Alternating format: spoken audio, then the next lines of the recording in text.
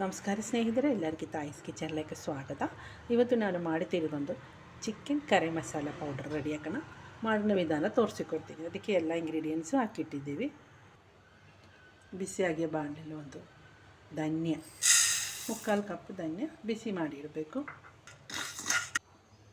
ಧನ್ಯವನ್ನು ಬಿಸಿಯಾಗಿಯ ಟೈಮಲ್ಲಿ ಮೆಣಸಿನ್ಕಾಯಿ ಹಾಕೋಣ. ಒಂದು 20 ಪೀಸು ಇದು ಬಾಡಿಗೆ ಮೆಣಸಿನ್ಕಾಯಿ, ಖಾರ ಕಡಿಮೆ ಮೆಣಸಿನ್ಕಾಯಿ, ಇದು ಕಾಶ್ಮೀರಿ ಚಿಲ್ಲಿ, ಇದು ಎಲ್ಲ ಬಿಸಿಯಾಗಿರಬೇಕು. ಈಗ ಇದು ರೆಡಿಯಾಗಿದೆ. ಇದು ಬೇರೆ ಹಾಕಬೇಕು. ಇದೊಂದು ಸಪ್ರೇಟಾಗಿ ಪುಡಿ ಮಾಡಬೇಕು.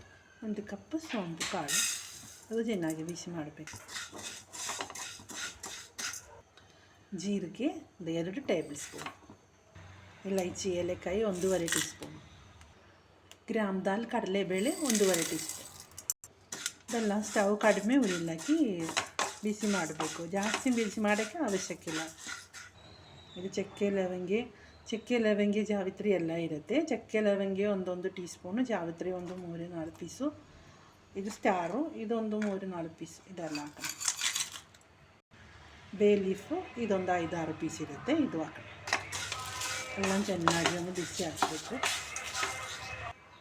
ಈಗ ಇದೆಲ್ಲ ರೆಡಿಯಾಗಿದ್ದು ತಣ್ಣಕ್ಕಾಗಬೇಕು.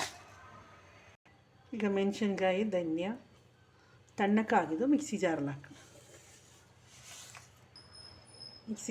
ಚೆನ್ನಾಗಿ ಪುಡಿ ಮಾಡಬೇಕು. ಅದು ಪುಡಿ ಮಾಡಿದ್ದು ಸ್ವಲ್ಪ ಕರಿಬೇವಿನ ಸೊಪ್ಪನ್ನು ಫ್ರೈ ಹಾಕಿ.